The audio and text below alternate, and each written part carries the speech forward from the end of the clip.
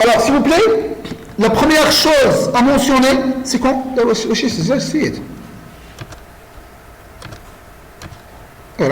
La première chose à mentionner, c'est qu'on pourra faire une requête personnalisée dans la couche DO. C'est facile.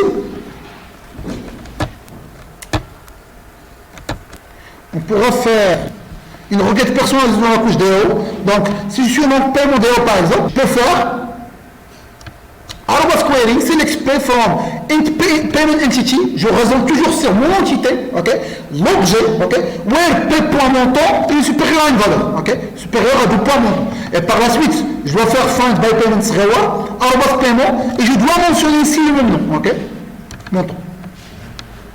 Okay. Parfois, les requêtes sont plus compliquées par rapport à ça, et on aura besoin de faire une requête à part. Comme on va le faire dans la partie infrastructure, on va le faire, sachant qu'on a par exemple montant minimum, montant max et la référence de paiement, et je vais chercher en se basant sur trois critères.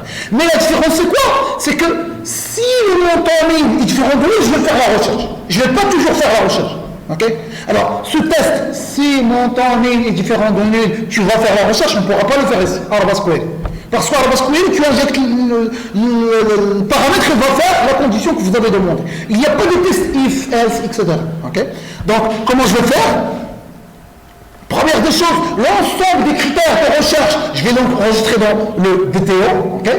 Éventuellement, je peux faire un objet à part, que je vais l'appeler payment.search, paymentsearch.java, okay? Où je vais mettre les attributs de recherche. Vraiment, il faut faire ça, c'est plus propre. Alors, dans la partie infra,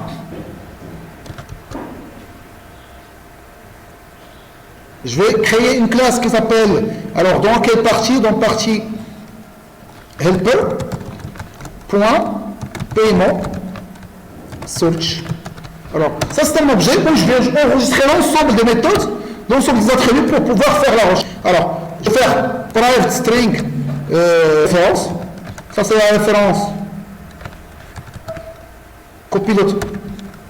Et par la suite, private double montant. Double avec, remarquez avec T majuscule. On va voir pourquoi T majuscule. Donc montant min et montant max. Getter setter, alt inséré, getter inséré. Alors, maintenant, je vais chercher en se basant sur ces critères-là. Okay? Donc, dans la partie infra-impôt, je vais faire une petite méthode qui permet de rechercher, qui prend un payment search, okay?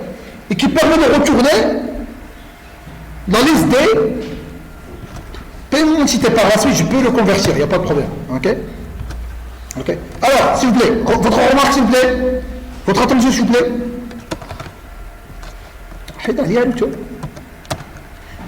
Alors, donc, première des choses, string query, je dois construire la requête dynamiquement. Alors, comment je vais faire?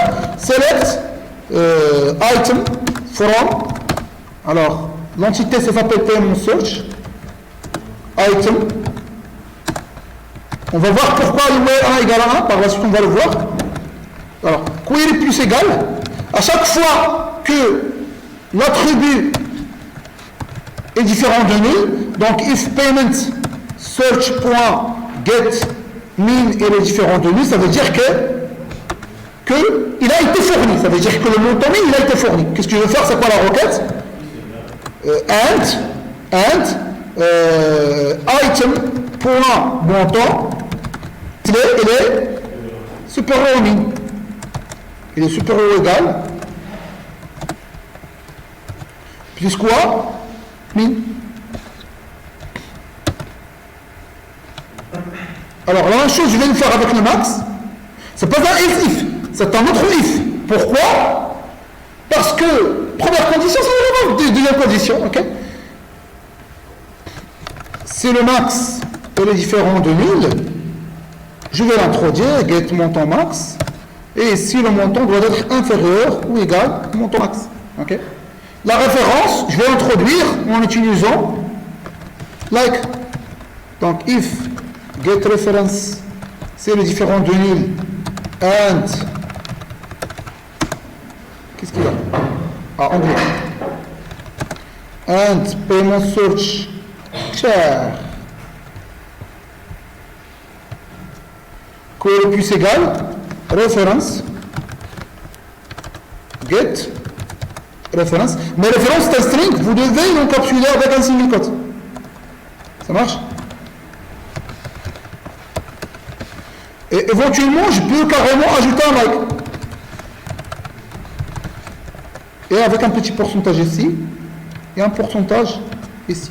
Donc c'est ça la requête. Alors, je peux l'exécuter. Alors maintenant, pour pouvoir exécuter la requête, comment je vais faire? Je vais faire appel à un objet prédéfini de GPA qui permet une communication avec la base de données. Ça s'appelle Entity Manager. Okay? Donc je vais déclarer en haut un objet Entity Manager. Donc private Entity Manager. Entity Manager. D'ailleurs, dans la partie UGB, vous allez retrouver cet objet Entity Manager. Je vais l'instancier via AutoWrite. Et par la suite, je vais faire appel à cet objet pour pouvoir exécuter ma requête. Alors, Entity Manager.createQuery.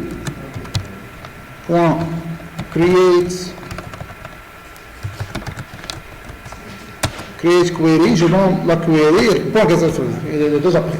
Point get result list, ça permet de récupérer la valeur. Si vous voulez récupérer une seule valeur, get single result. Si vous voulez exécuter update insert delete, point execute query. Donc, execute query pour insert update delete. Okay? Pour select, il y a deux selects. Soit get result set qui permet de récupérer une liste, soit get single result qui permet de retourner un seul résultat. Okay? Alors maintenant, ça c'est un petit peu pénible. Je vais quand même faire un petit traitement. Alors vous voyez, il y a différents query plus égal. Alors je vais centraliser ça. Alors dans l'abstract infra impôt, je vais ajouter une petite méthode. Alors public init. Donc class name. Alors cette méthode, qu'est-ce qui permet de retourner? Elle retourne un string. Le string, c'est le début de la requête. Alors, qu'est-ce que je vais faire? Double quote, select, item, from, plus class name.getSimpleName, getSimpleName, plus item, where, 1 égale à 1. Par la suite, je vais traiter pourquoi le 1 égale à 1. Okay? Donc, au lieu à chaque fois de faire ce traitement, je vais simplement faire appel à la méthode init. Et je donne comme méthode paiement entity, c'est ça? C'est ça la classe, point classe. Ok? Donc c'est la même chose. Ok? Notre étape qui permet de simplifier davantage, si on va simplifier ça. Ok? Le if avec le end. Alors, tout d'abord, il faut comprendre pourquoi j'avais mis where 1 égale à 1. Pourquoi where 1 égale à 1? Parce que si vous mettez ici imaginons que dans un premier temps, je vais ne pas mettre le end, et par la suite, je vais mettre le end. Okay? Donc, where, la première condition, et par la suite, end, la deuxième condition, par la suite, la troisième. Mais qui vous garantit que ce premier if va être exécuté.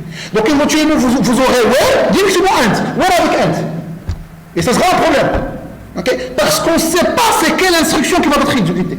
C'est pour cela que j'avais protégé mon where. Comment j'avais protégé mon where? En introduction, where 1 égale à 1. Et par la suite, je vais inclure tout le monde avec un end. Ok? Donc c'est pour cela que j'avais fait. Alors, celui-ci aussi, ça me gêne. Pourquoi? Parce que if, différent, nil, end, etc. Je vais aussi le centraliser. Comment je vais le centraliser? Pas la chose avec init. Donc, je vais faire CTRL D. Alors, add criteria. Alors, je dois fournir quoi? String k, le nom de la critère. Par la suite, value string k. Opérateur.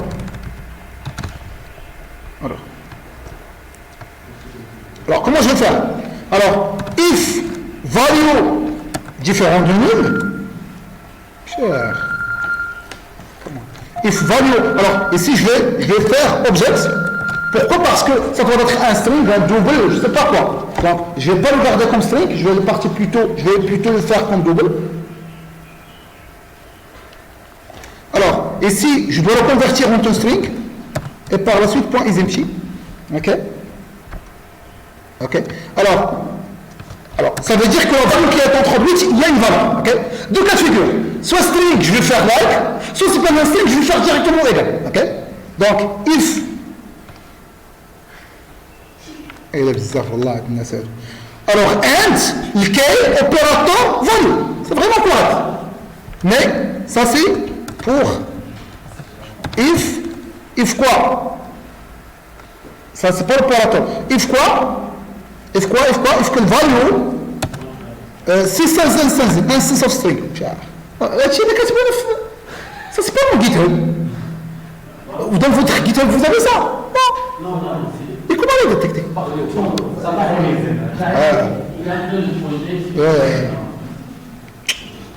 Donc, si instance of string, qu'est-ce que je vais faire si c'est instance of string? Je vais retourner quel opérateur, alors l'opérateur, alors si c'est instance of string, et like, et l'opérateur égale à like. And opérateur point equals like. Donc, qu'est-ce que je vais faire? Je vais ajouter ici point et un double quote. Donc, il va faire le K, like, pourcentage. Alors, sinon, qu'est-ce qu'il va faire? K, opérateur valeur. Rien de spécial. Ok? Le S, retourne vide. Si la valeur est égale à 1, il va retourner vide. Ok? Donc, je vais retourner maintenant vers ma classe. Alors, comment ça va être traduit? Alors, je vais faire là, add criteria. Alors le K, c'est quoi mon K? C'est le montant. Alors, c'est quoi d'autre? Je dois faire le montant. Je dois faire comme ça. Alors, c'est quoi par la suite? Le value, c'est quoi le value? C'est le montant. Non, c'est pas le montant, c'est le montant min, c'est ça? C'est le montant min. Par la suite, la valeur, c'est ça? Alors, la valeur, c'est quoi?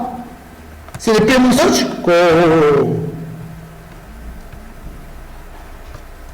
C'est le paiement search. Point get me. Mais je dois indiquer l'opérateur, c'est ça? Oui. Alors, je dois vérifier criteria. En fin de compte,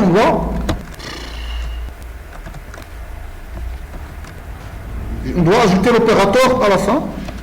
Alors, l'opérateur ici chez nous, c'est quoi? C'est la supérieure. Ouais. Je veux que ça soit supérieur ou égal au montant. Donc, automatiquement, il va faire le item.montant, il est supérieur au montant min, mais préalablement, il va tester est-ce que l'opérateur min est différent de lui. Donc, au lieu de 3 lignes, j'avais substitué par un seul ligne. Comment? Oui, bien évidemment, il faut faire query plus égal. Attendez, English, French. Comment French? French, il est là maintenant. Français, pas français. Alors, query plus égal, la même chose, je vais le faire. Query plus égal, get montant max. L'opérateur, ce sera inférieur ou égal. Ok. Par la suite, je dois faire quoi? La valeur référence, il est facile, donc add criteria, check. Add criteria, c'est la référence. Et je dois faire get reference. Et l'opérateur, c'est like.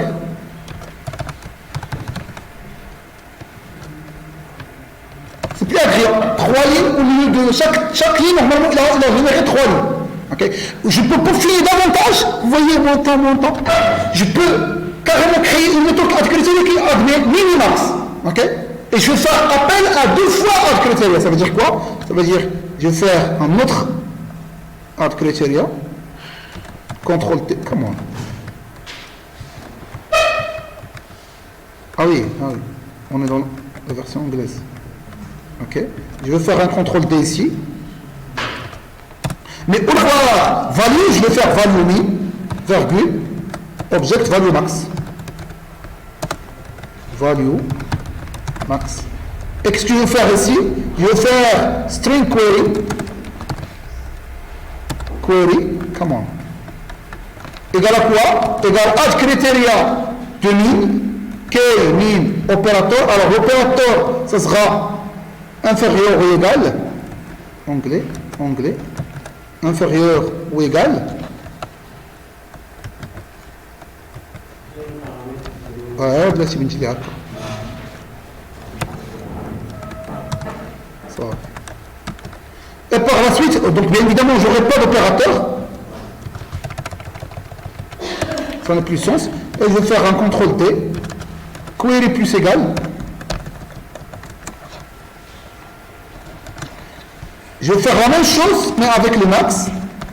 Et ça va être au lieu d'inférieur supérieur. Et je retourne le query. Maintenant, qu'est-ce que je peux faire? Je peux simplement, ici, au lieu de 2 lignes, je vais avoir une seule ligne. Donc, montant, le min et le max.